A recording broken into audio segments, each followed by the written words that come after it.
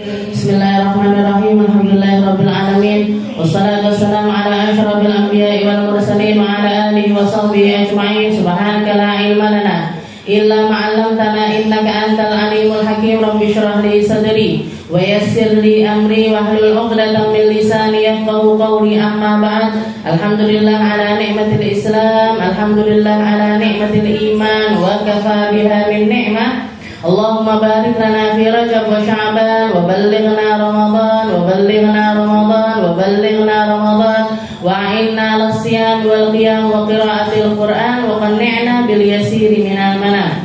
Alhamdulillah, segala puji bagi Allah Subhanahu wa taala. Hari ini kita kembali menjadi hamba-hamba yang berkumpul di satu tempat untuk mencari ridhonya Allah, berkumpul di satu tempat untuk nyari pundi-pundi pahala dari Allah, mencari sesuatu yang datangnya dari Allah Subhanahu wa taala. Semoga kita semuanya dimampukan oleh Allah Subhanahu wa taala untuk menjalaninya dengan gembira, untuk berniat dengan niat-niat yang baik, untuk mencari sesuatu dengan cara-cara yang indah, sehingga apa yang kita usahakan ini Allah Subhanahu wa taala berkenan untuk menerimanya dan mengganjarnya dengan pahala yang sebaik-baiknya.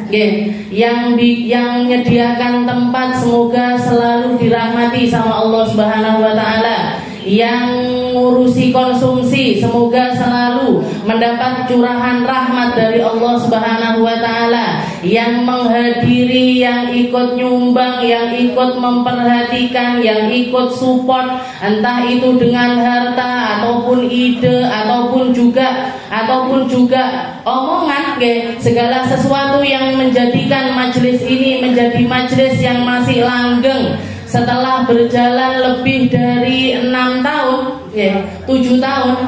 Alhamdulillah, semoga Allah Subhanahu wa taala terus melanggengkannya sampai akhir zaman nanti. Kita bisa wariskan kepada anak cucu kita.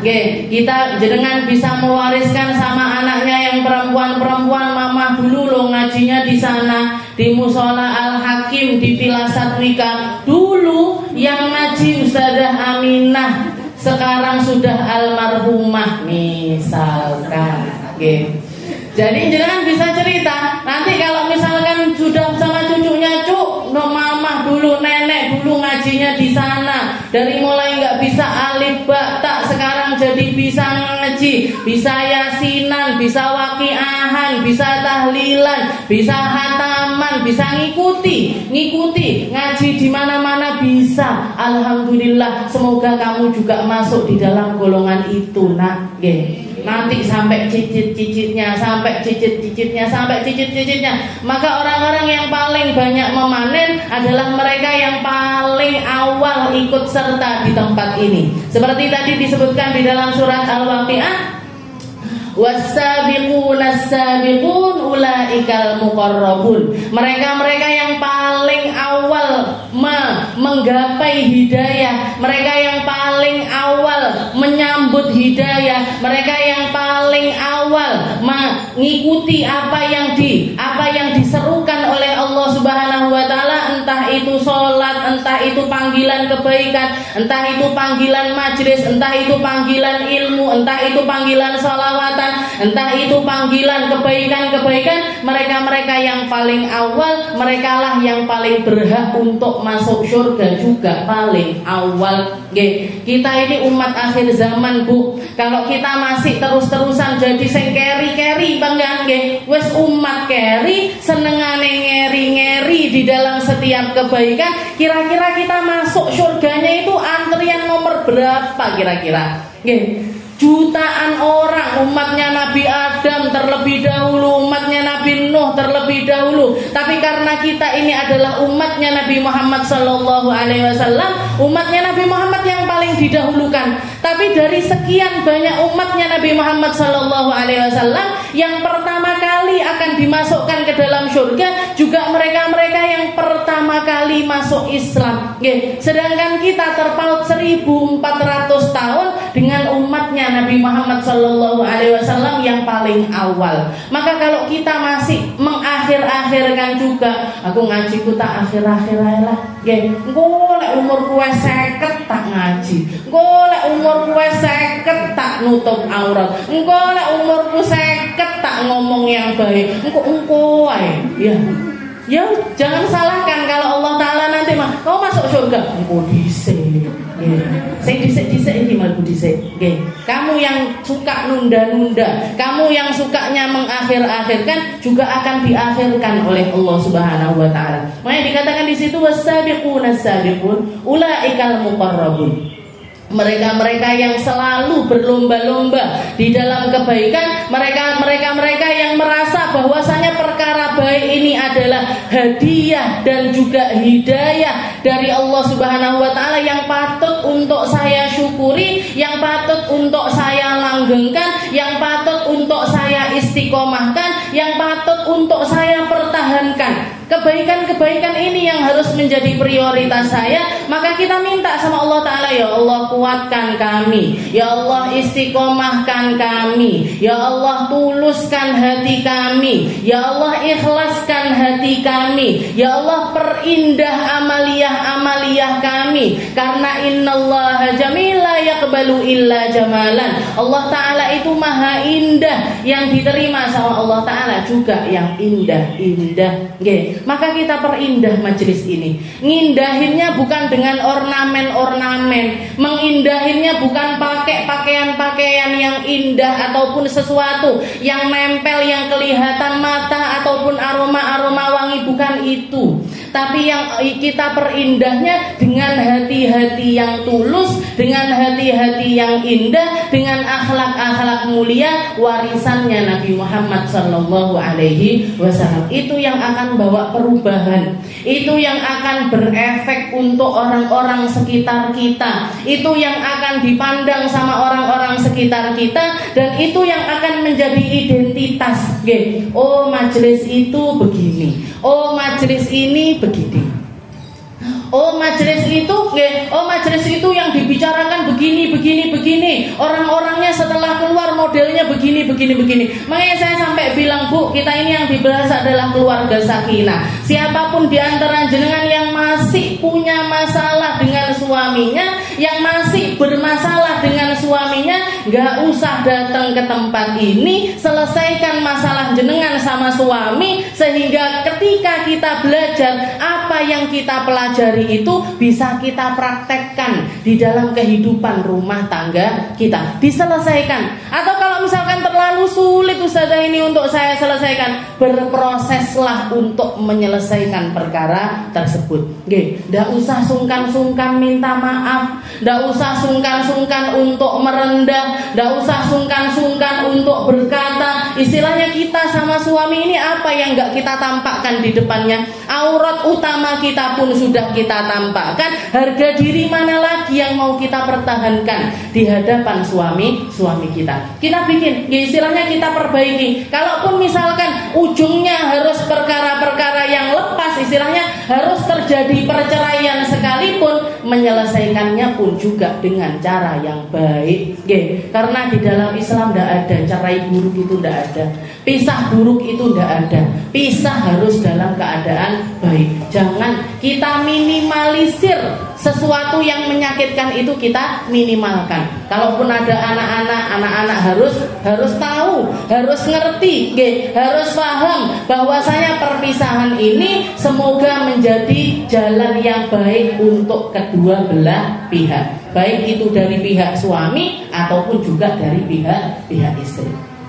Ala kulli hal, alhamdulillah sekarang hari ini kita membahas tentang masih di dalam keluarga sakinah, dan kita berada di salah satu bulan mulia, namanya bulan Rajab, bulan menjelang masuknya bulan Ramadan. Kalau para ulama-ulama kita dulu nyebutnya Rajab, Sya'ban sama Ramadan itu disebut dengan mawasimul khair, musim-musimnya kebaikan, musim-musimnya orang melakukan kebaikan ataupun juga menanam kebaikan. Mereka yang menanam mereka berhak untuk nyirami, yang nyirami berhak untuk panen, yang panen berhak untuk merayakan panen-panen mereka. Itu yang dinamakan dengan mawasimul khair. Makanya orang-orang di Hadramut sana, orang-orang yang di kelompok-kelompok yang baik atau di lingkungan-lingkungan yang indah, kalau sudah masuk bulan Rajab, mereka satu sama lain itu saling menyapa dengan kata-kata mabruk alaikumul syahr, mabruk alaikumus syahr. Kita masuk di bulan yang penuh berkah. Semoga saya, kamu dan kita semuanya di bulan ini sama Allah Ta'ala dikasih porsi-porsi kebaikan yang banyak. Mabruk alaikumus syahr. Mabruk. Jadi mabruk ini bulan yang penuh berkah, Bu. Kalau orang-orang yang ngerti apa yang diturunkan sama Allah Ta'ala dari ampunan-ampunannya, dari ampunan-ampunannya Allah Ta'ala, ini laksana hujan. Seperti halnya sebuah hujan. Dan Rajab, Dzulqa'dah, Dzulhijjah serta Muharram itu dimuliakan sama Allah Ta'ala bukan cuma di dalam umatnya Nabi Muhammad SAW saja, tapi mulai dari zamannya Nabi Adam sudah menjadi bulan-bulan yang mulia. Makanya diabadikan di dalam Al-Quran. Allah Subhanahu Wa Ta'ala mengatakan inna iddatasyuhuri indallahi 12 syahran fi kitabillah yauma khalaqas samawati wal arda minha arba'atun hurum. Allah Subhanahu Wa Ta'ala mengatakan sungguh iddah, jumlah bulan yang direstui oleh Allah Subhanahu Wa Ta'ala untuk menjadi tahunannya semua umat itu tidak pernah lebih dari 12 bulan. Dan efek dari firman Allah Ta'ala ini kita lihat, semua tahun-tahun yang ada itu jumlahnya mesti 12. Tahun Hijriyah 12, tahun Syamsiyah Masehi niku juga 12, tahunnya orang Cina 12, tahunnya orang Jawa 12. 12 apa lebih dari 12? 12 semuanya. Kalender manapun, kalender negeri manapun, kalender macam apapun, semuanya itu jumlahnya 12 bulan. Tidak ada yang lebih dari 12 bulan. Karena Allah Subhanahu Wa Ta'ala memang bikinnya seperti itu. Tahunan itu adanya 12. Cuman bedanya nanti di awal tahun aja. Istilahnya apa? Malam tahun barunya aja yang beda-beda. Kalau orang-orang Qamariyah atau kita, orang-orang yang pakai, orang-orang Islam pakai kalender Hijriah, kalender Islam, itu nanti tahun barunya di Muharram. Kalau Masehi tahun barunya di Januari. Kalau orang Cina niku Imlekan ini yang barusan iki, itu tahun barunya setiap golongan, tapi jumlahnya semuanya 12. Inna iddatasyuhuri indallahi 12 syahran fi kitabillah. Di antara 12 bulan tersebut ada bulan-bulan di mana Allah Subhanahu Wa Ta'ala menciptakan langit dan juga bumi, menciptakan hari-hari di mana Allah Ta'ala menciptakan langit dan juga bumi. Minha arba'atun hurum. Di antara 12 bulan tersebut ada 4 bulan haram. Kenapa kok 4 bulan ini bulan haram? Kenapa kok dinamakan bulan haram? Karena Allah Subhanahu Wa Ta'ala memuliakannya. Haram itu diambil dari kata-kata hurmah. Hurmah niku kayak kalau bahasa Arab, bahasa Indonesia disadur jadi kata-kata namanya hormat. Kita hormat sama bendera itu karena memuliakan bendera apa menghinakan bendera? Memuliakan. Kita hormat sama presiden karena memuliakan apa menghinakan? Memuliakan. Kita kalau ada pahlawan, kalau ada orang penting lewat, kita disuruh berdiri, disuruh bikin penghormatan, itu kan untuk memuliakan mereka. Maka Allah Subhanahu Wa Ta'ala ketika bikin aturan-aturan yang di situ kata-katanya pakai kata-kata haram, itu untuk memuliakan kita sebagai manusia, bukan untuk menghinakan kita. Jenengan disuruh nutup aurat itu demi kehormatannya jenengan. Jenengan disuruh taat sama suami itu untuk kehormatannya jenengan. Seorang suami harus menunaikan hak-haknya seorang istri. Kalau enggak dia akan dapat dosa. Itu juga demi kehormatan seorang suami. Kenapa ada perkara haram. Kenapa saya tidak boleh minum khamr? Khamr hukumnya haram. Kenapa? Karena ketika kamu mengkonsumsinya, kamu sedang menghinakan dirimu sendiri, padahal Allah Ta'ala telah menjagamu dengan semua kehormatan-kehormatan tersebut. Jadi jangan salah ketika kita, oh ini haram, ini tidak boleh, ini tidak boleh, ini dimurkai sama Allah Ta'ala. Itu semuanya demi menghormati sosok kita sebagai jiwa-jiwa yang dimuliakan oleh Allah Subhanahu wa Ta'ala. Nah, di antara 12 bulan tersebut, 4 bulannya bulan haram. Rajab yang dikatakan sendirian, setelah itu Dzulqa'dah, Dzulhijjah sama Muharram. Dzulqa'dah, Dzulhijjah, Muharram serta bulan Rajab. 4 bulan ini adalah bulan Ashhurul Hurum. Kalau dulu di zaman orang-orang perang, kalau sudah masuk Rajab itu mereka menyebutnya dengan kata-kata Rajabul Asam.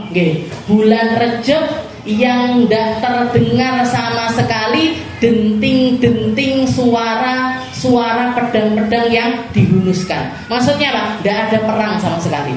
Bahkan kalau misalkan sudah duel ini, jadi misalkan ada satu suku dengan suku yang lainnya berperang, kok masuk satu Rajab, dihentikan perangnya, ditunda sampai selesai bulan Rajab. Jadi 4 bulan ini adalah bulan mulia, mawasimul khair, bulannya orang nanem. Makanya para ulama menamakan Rajab itu bulannya nanem, Sya'ban itu bulannya nyirami, sedangkan Ramadan itu adalah bulannya panen. Orang yang ndak nanem ndak akan nyirami, yang ndak nyirami ndak akan panen. Kalau orang ndak panen di bulan Ramadan, terus apa kira-kira yang dia rayakan ketika mereka bergembira di hari raya? Wong ndak panen apa-apa, ndak panen kebaikan sama sekali, tapi gegap gempita untuk merayakan hari raya. Apa yang sedang dirayakan?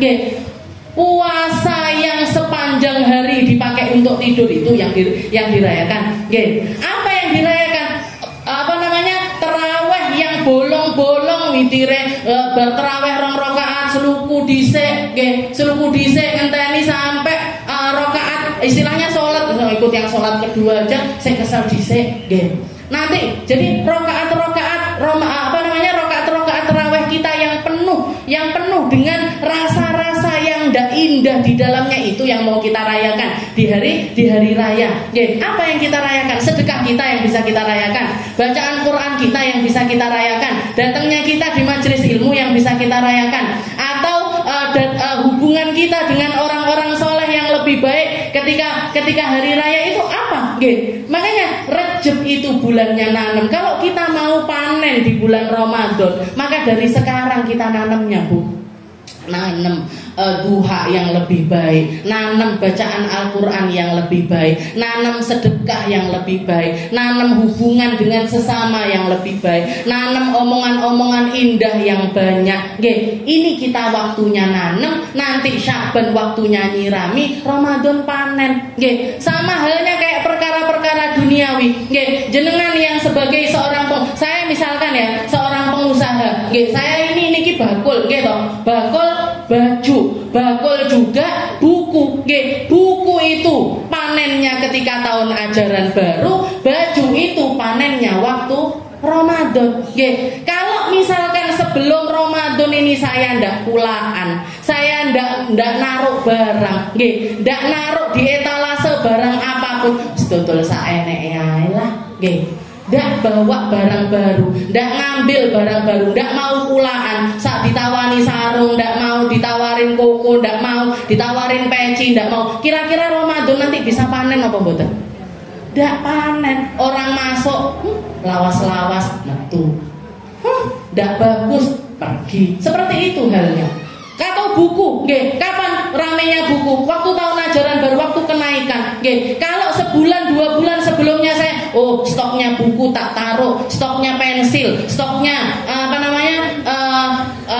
pulpen, stoknya ini ndak ditotok, ndak diantisipasi. Nanti kalau waktunya musim rame, yo ndak panen apa-apa, ndak panen apa-apa. Jangan pengusaha roti misalkan, baru bikin roti baru bodoh kira-kira. Payu napa mboten?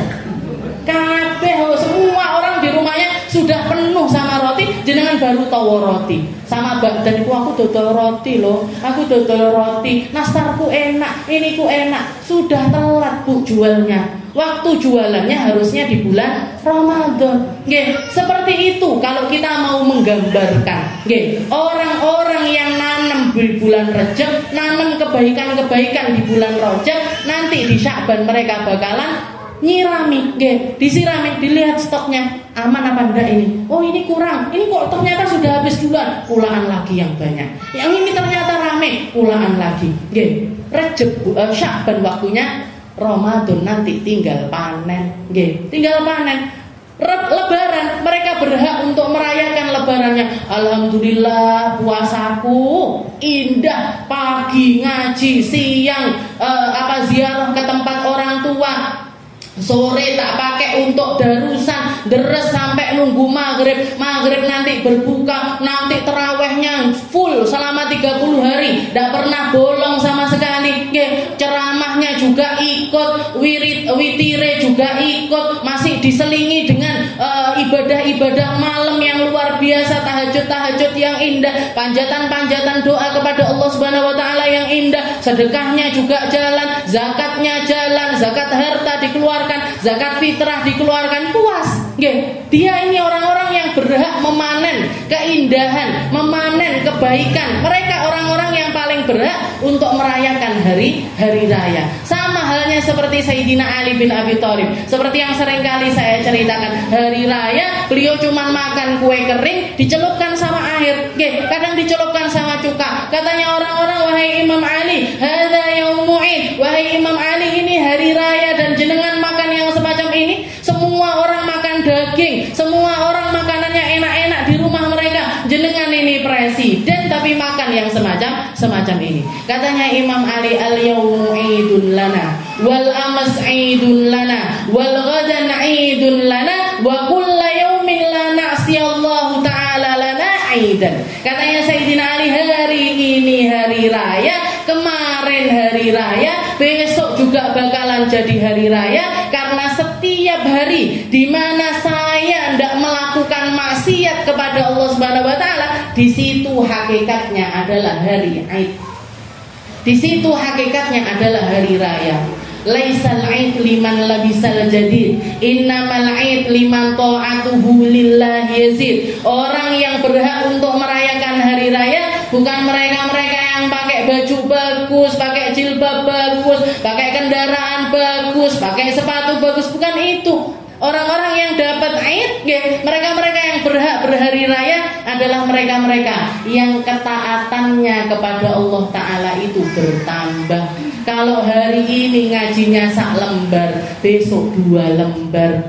Kalau besok 2 lembar, besok lusanya 3 lembar. Kalau hari ini kita tahlilannya baca la ilaha illallahnya 100 kali, besok 150 kali, besok lusanya 200 kali. Kalau hari ini kita duhaannya 2 rakaat, besok 4 rakaat, besok lusa 8 rakaat, 6 rakaat, nambah, nambah kebaikannya terus nambah. Kalau biasanya istilahnya kita khidmah sama suami atau kita berbakti kepada suami itu sekedar bikinkan kopi, bikinkan teh, bikinkan sarapan dan lain sebagainya, besoknya ditambahi, bikinkan kek, bikinkan teh, bikinkan roti sambil disenyumin. Mas, tak tunggu nih jenengan sarapan. Ujiannya ditambah, kemesraannya ditambah. Saya ingat guru saya, Habib Umar bin Hafid niku nggih. Habib Umar sama Hubabah Nur nggih guru saya. Dua-duanya itu kalau kan sama-sama dai nggih, sama-sama pendakwah. Kalau sudah safari dakwah, yang satu pergi kemana, yang satu pergi kemana. Habib Umar safari dakwah di Jakarta, Hubabah Nurnya safari dakwah di Jawa Timur. Nanti ketika di Kalimantan, yang satu di Kalimantan Barat, yang satu di Kalimantan Timur, bisa terus. Tapi setiap kali ada momen untuk beliau berdua ini bertemu, nyampe diinapkan di satu hotel ketemuan, di perjalanan itu di perjalanan mau ketemu sama suaminya itu, dua-duanya ngarang puisi, Habib Umar ngarang puisi untuk istrinya, istrinya ngarang puisi untuk suaminya. Jenengan ngoten apa mboten? Mulai suaminya, wahai suami, engkau yang setiap hari bercucuran keringat nyari nafkah karena sayang kepadaku. Ngoten apa mboten? Saya juga mboten ya. Jadi kita kalau melihat ya Allah, beliau berdua dengan usia pernikahan yang sedemikian panjangnya, tapi setiap kali ketemu, Bapak Nur itu kalau sudah Habib Umar di rumah, maksudnya nggak sedang dakwah kemana-mana, beliau di rumah itu luar biasa cantik, jadi pakai baju yang warnanya cerah-cerah, pakai jilbab dimatchingkan sama bajunya, nanti pakai bedak, pakai lipstik di dalam rumah nih, Tapi kalau sudah suaminya safar, ini hampir rukuh, istilahnya mukena itu hampir tidak pernah lepas dari beliau. Karena ke dapur sholat, ke sini sholat, bahkan saya pernah bantuin beliau masak, masakannya itu kayak kita kayak lagi nggak masak. Kayak lagi roti pan, subhanallah, alhamdulillah, la ilaha illallah, Allahu akbar, subhanallah, alhamdulillah, la ilaha illallah. Dapurnya penuh dengan zikir. Dapurnya nih Bu, dapurnya Babah Nur, dapurnya istrinya Habib Mat. Dan kalau beliau di rumah kayak istilahnya kalau Habib lagi tidak ada di rumah, kayak istilahnya kayak nggak peduli sama sekali dengan dirinya, nggak dandan sama sekali, mukenaan terus, mukenaan terus, wudu nggak pernah batal wudu lagi, nanti habis gini diselingi sholatnya luar biasa banyak, wiritannya luar biasa banyak. Bahkan teman saya pernah nemuin ketika berangkat haji sama beliau, yang biasanya rutinan setiap habis subuh itu baca yasin sekali, begitu haji, di hari-hari haji beliau baca yasinnya 20 kali habis subuh tok niku. Habis subuh tok 20 kali. Itu belum wirdul latifnya, belum wirid-wirid yang lainnya. Itu beliau. Orang-orang yang benar-benar di dalam dirinya itu keluar ketika Allah Subhanahu wa taala mengatakan lilladzina amanu wa amilus sholihat, orang-orang yang akan dimasukkan surga sama Allah taala syaratnya itu iman dan amal soleh. Ini orang-orang yang benar-benar iman dan hidupnya penuh dengan amal soleh. Setiap gerak-geriknya solihah, omongannya solihah, pandangan matanya solihah, seluruh kehidupannya dikorbankan hanya untuk Allah dan juga Rasulullah Sallallahu Alaihi Wasallam. Ini musim-musimnya kebaikan.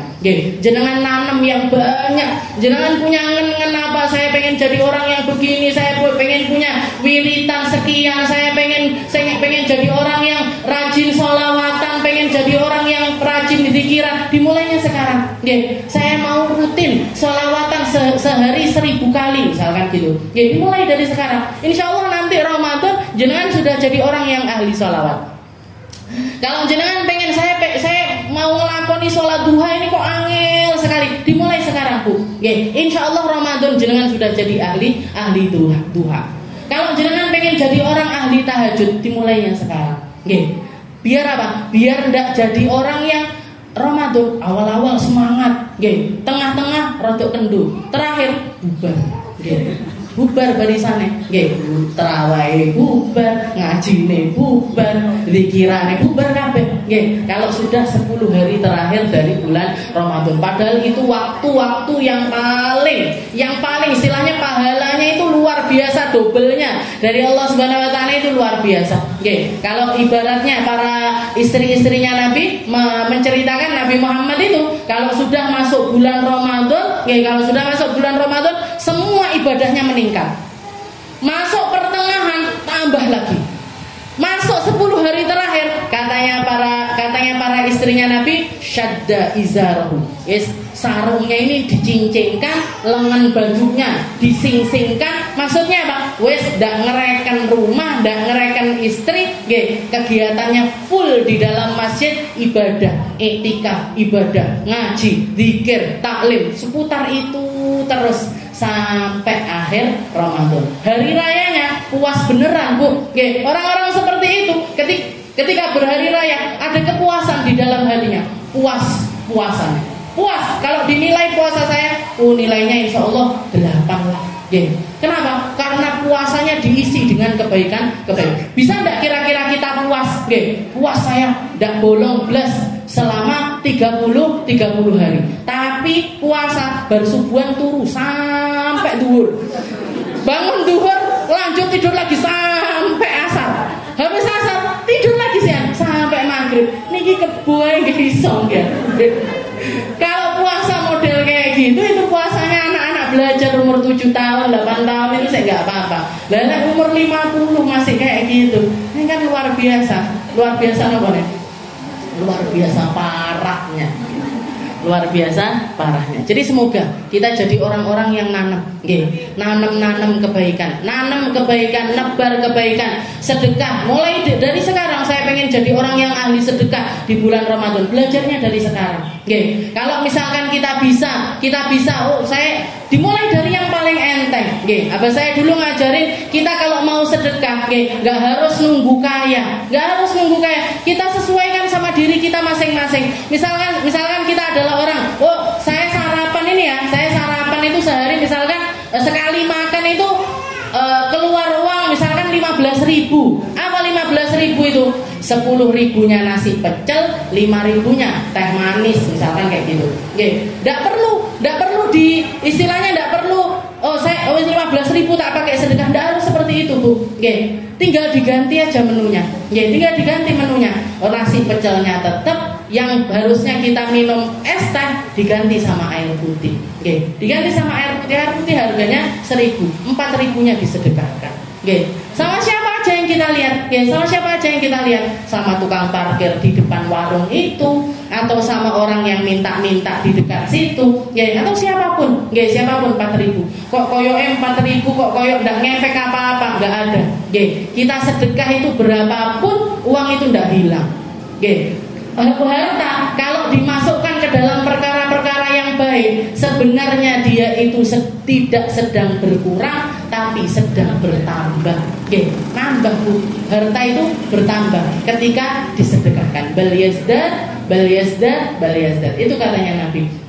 Orang yang bersedekah itu hartanya tidak berkurang tapi nambah. Jangan lihat, bisa jenengan titeni. Orang yang mengeluarkan zakat, jangan kalau kerja, punya pekerjaan, dilihat kok sudah nyampe nisab, kerja setahun di omsetnya atau hartanya di total lebih dari 90 juta, berarti 2,5%-nya kan wajib untuk dikeluarkan sebagai zakat harta. Jangan lihat, jangan keluarkan tahun ini dari 100 juta lah gampangnya, 100 juta berarti yang dikeluarkan sekitar 250.000. Tahun ini kita zakatnya 250.000, tahun depan bakalan bertambah.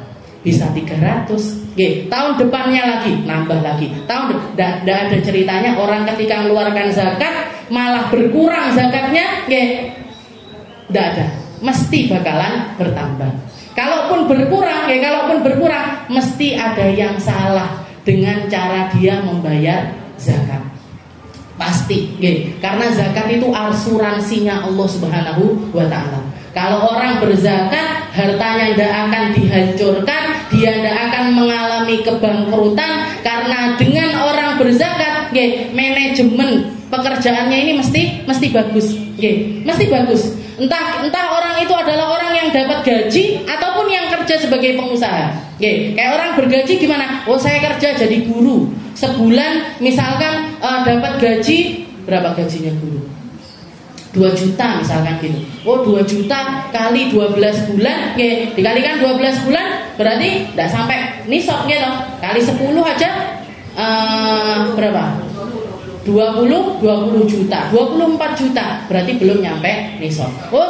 Saya gajinya per bulan 10 juta. Gaji saya per bulan 10 juta. 10 juta kali 12 bulan berarti 120 juta. 120 juta dikurangi cicilan mobil, dikurangi cicilan rumah, dikurangi cicilan kudung, dikurangi cicilan panci sembarang kalir, kurangi utang, dikurangi utang, masih di atasnya nisab, berarti wajib bayar zakat 2,5%. Mesti nambah, pasti bertambah, karena itu janjinya Allah Subhanahu wa Ta'ala. 10:30 bisa. kita baca sedikit dari pembahasan kita dari kitab Uqudul Lijan. Qala al-mu'allif rahimahullah ta'ala wa nafa'ana bi ulumi fid dharain. Wa ruwiya an Aisyah radhiyallahu anha qalat bainama Rasulullah sallallahu alaihi wasallam jalisun fil masjid iddakhalat imra'atun min muzayyanah.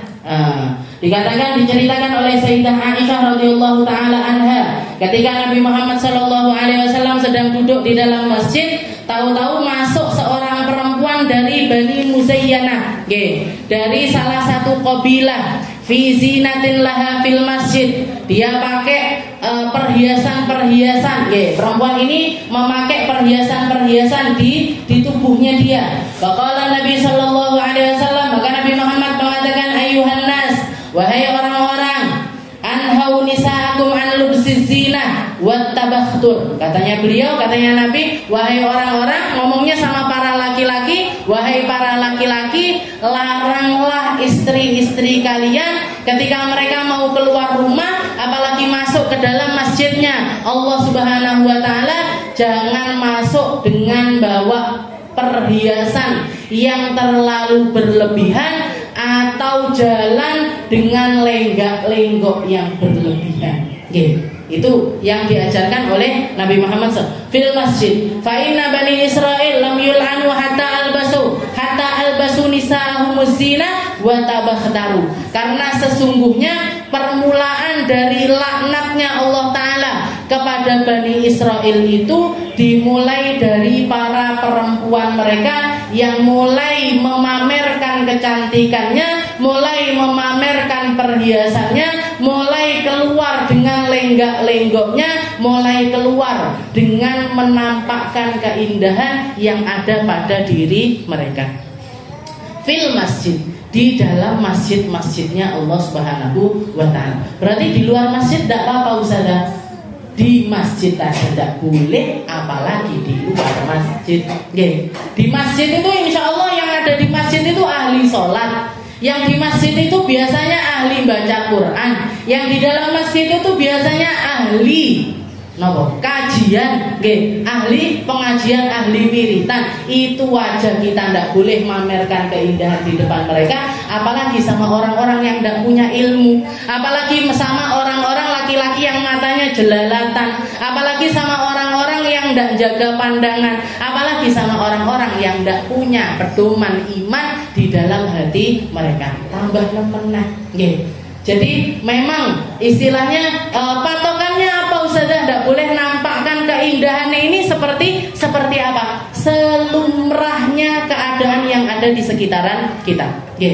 Lumrahnya orang pakai jilbab, kita pakai jilbab dengan yang setara dengan mereka. Lumrahnya orang nutupi aurat semacam ini, sesuai kriteria yang diajarkan sama Nabi Muhammad sallallahu alaihi wasallam. Semakin tertutup semakin baik, semakin gelap semakin baik, semakin tidak tampak semakin baik. Karena tujuan dari nutup aurat itu memang nutupi apa yang biasanya perempuan itu ingin memamerkan hal tersebut.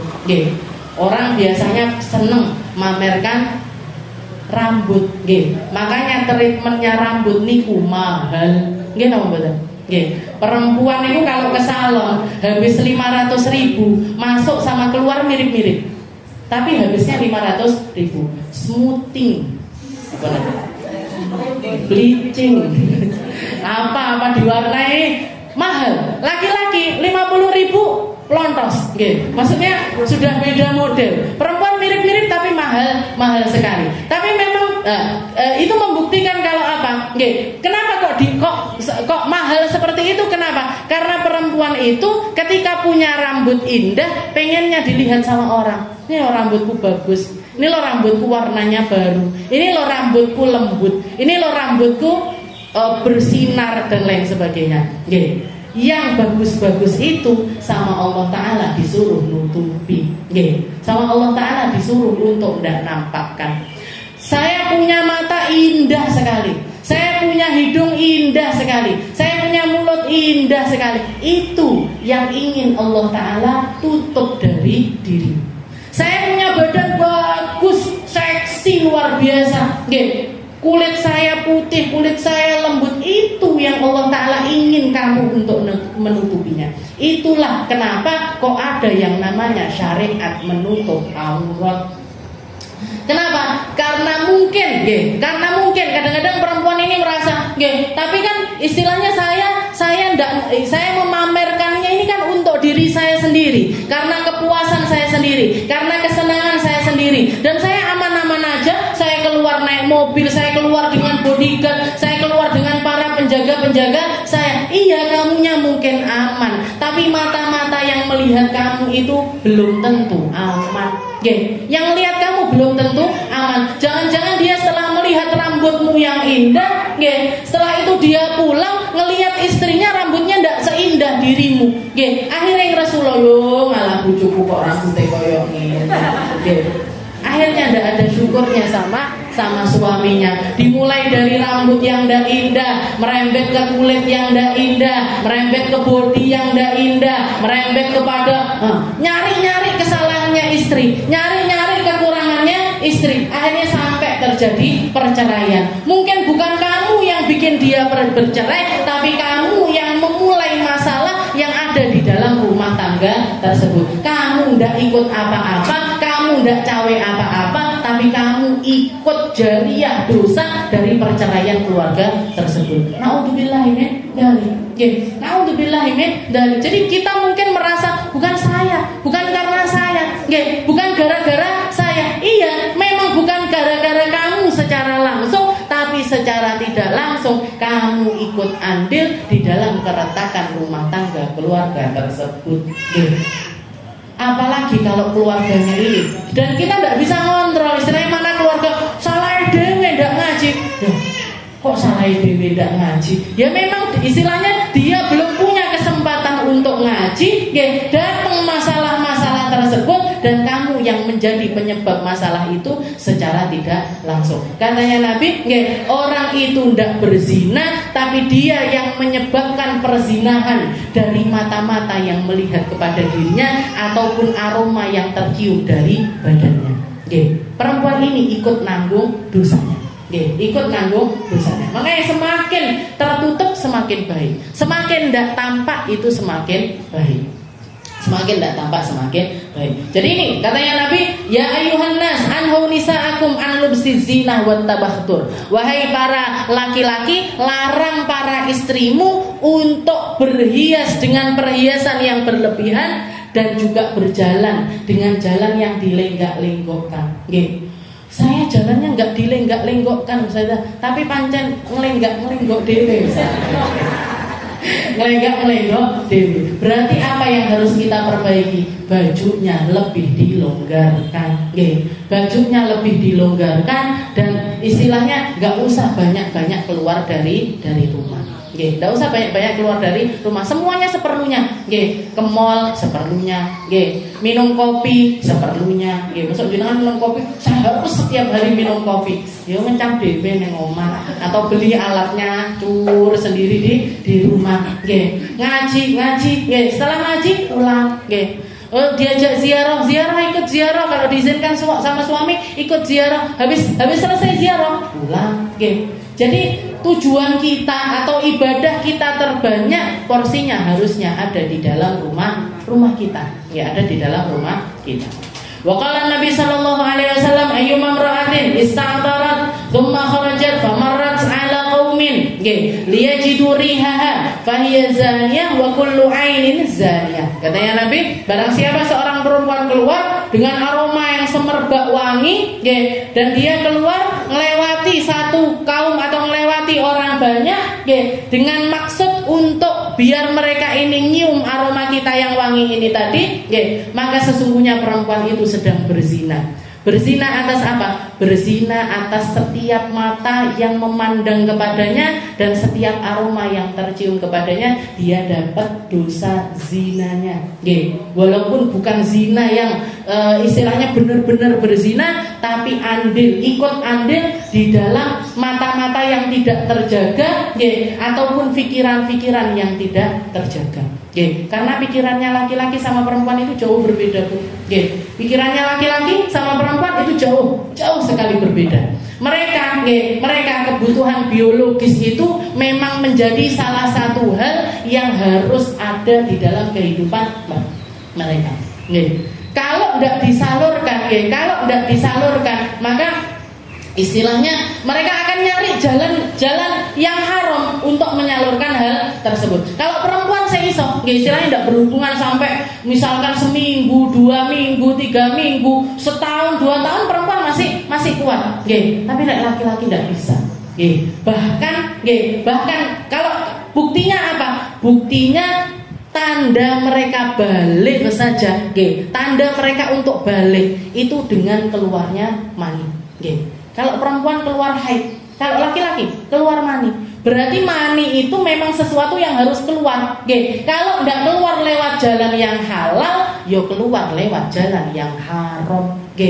Makanya kenapa kok Islam itu begitu menjaga salah satu hal yang seharusnya menjadi prioritas seorang perempuan yang bernama istri adalah untuk menjadi penyalur hasrat suami secara halal.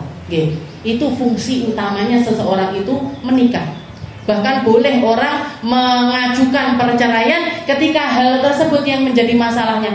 Suami tidak nafkahi saya secara batin, atau suaminya mengatakan istri saya tidak mau setiap kali saya ajak berhubungan. Ini menjadi sesuatu yang istilahnya syariat membolehkan seseorang untuk bercerai dengan alasan tersebut. Saking pentingnya urusan biologis. Saking pentingnya urusan biologis. Wa kullu ainin zaniyah kama taqaddam. Wa qala Rasulullah sallallahu alaihi wasallam, "Ittala'tu fil jannah fa ra'aitu aktsar ahlaha al-fuqara." Ini hadis yang juga sering kita bahas. Nabi Muhammad pernah mengatakan, saya pernah ketika Isra Mi'raj, ketika malam Isra Mi'raj, saya jalan-jalan di dalam surga, ternyata kebanyakan penduduknya adalah orang-orang fakir. Kebanyakan penduduk surga adalah orang-orang yang selama di dunia ini mereka adalah orang-orang fakir. Tapi bukan karena kefakirannya mereka masuk surga. Bukan karena kemiskinannya mereka masuk surga, tapi karena mereka jadi orang miskin yang baik. Karena mereka bisa sabar dengan kemiskinannya, nerimo dengan takdirnya sebagai orang-orang yang tidak punya. Itu yang bikin mereka masuk ke dalam surga. Dan ketika katanya Nabi ditambah lagi, ketika wattala'tu finnar, ketika aku masuk ke dalam neraka, fara'aitu aktsara ahlahan nisa. Ternyata mayoritas penduduk neraka adalah para perempuan. Tapi bukan perempuan, bukan keperempuanannya mereka yang membuat mereka masuk neraka, tapi karena perempuan-perempuan ini memilih untuk menjadi perempuan-perempuan yang tidak taat kepada agama, tidak jadi perempuan yang baik, sehingga hal itu yang membuat mereka masuk ke dalam neraka. Dikatakan wadzalika, kenapa kok perempuan yang paling banyak masuk ke dalam neraka? Liqillati ta'atihinna lillahi wa li rasulih wa li azwajihinna wa kathratu tabarrujihinna. Jadi alasannya dua macam. Karena banyak di antara perempuan itu yang memilih untuk tidak taat kepada Allah, kepada Rasul, dan kepada suaminya. Tidak taat kepada Allah, tidak taat kepada Rasul, tidak taat kepada suaminya. Dan yang kedua, likathroti tabarrujihinna, karena kebanyakan dari mereka senengane bersolek. Setelah bersolek bukan disembunyikan tapi dipamerkan kepada orang banyak. Karena memang istilahnya perempuan, orang kalau cantik itu kan sadar, alisku apik, hidungku mancung, bibirku seksi, tak tambahi bibir biar indah, tak tambahi lipstik biar indah, tak kasih pentol-pentol apa yang namanya, merah-merah di pipi, merah-merah di mata, tak tambah. Oh yang ini saya kurang bagus di sini, tak perbaiki. Yang ini habis itu pengennya dilihat apa pengennya dihapus? Jangan kalau sudah dandan cantik mau foto apa foto? Pas ayu iki aku. Di foto, habis itu disebarkan ke medsos. Kita tidak bisa ngontrol siapa yang ngelihat, kita tidak bisa ngontrol siapa yang mandang, kita tidak bisa ngontrol siapa aja pikirannya bagaimana, cara berpikir mereka seperti apa, nggih. Mereka akan lanjut kepada sesuatu yang haram atau memilih untuk nundukkan matanya. Kira-kira yang laki-laki yang jelalatan di medsos itu kebanyakan di antara mereka yang jaga pandangan apa yang tak follow, sing ayu-ayu tak follow, yang seksi-seksi tak follow, nggih. Kalau yang nundukkan pandangan itu sedikit, nggih, sedikit sekali, nggih. Jadi istilahnya ya kita belajar. Istilahnya ini bukan sesuatu yang instan, bukan sesuatu yang langsung berubah begini, tidak selfie sama sekali. Istilahnya diminimalisir lah istilahnya. Nggih. Sekiranya kalau misalkan kita istilahnya nampakkan wajah sekalipun ataupun nampakkan sesuatu dari kita, nggih, sing aman-aman, nggih, yang aman-aman. Yang aman itu gimana Ustaz? Yo pas ndak dandan, nggih. Orang ndak dandan biasanya malah ndak foto, gitu. Nggih napa mboten? Jadi jarang sekali orang bangun tidur foto pas ngiler, sininya ada ngilernya, sininya ada beleknya, diupload habis itu biar orang oh di situ ada beleknya di situ.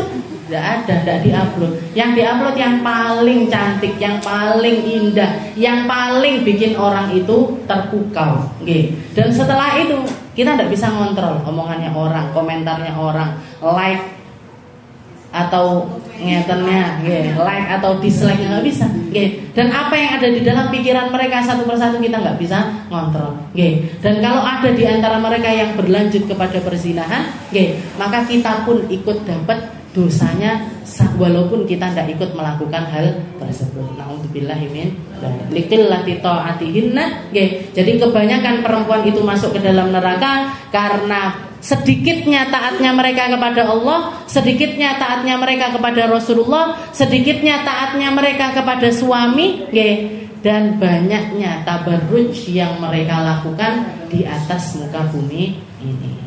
Wali anna kufranul ashir wa tarkus sabr 'indal bala fihinna akthar, dan masih banyak lagi hal-hal yang lainnya. Wa tabarruj wa idza aradatil khuruj min baitiha labisat akharu thiyabaha. Wallahu a'lam bissawab. Nanti kita lanjutkan yang dimaksud tabarruj itu seperti apa, batasannya kayak apa, bagaimana kita berjalan menuju hal tersebut, menuju hal tersebut ini gimana caranya, mungkin dikuatkan sama Allah Ta'ala, mungkin diistiqomahkan sama Allah Ta'ala, mungkin dikasih kesempatan bagi kita untuk merubah, untuk merubah dan selalu berubah menuju perkara-perkara yang baik dan semakin baik. Ala hadhihi niyyah wa ala niyatin salihah wa ila hadratin Nabi Muhammad sallallahu alaihi wasallam sirril Fatihah.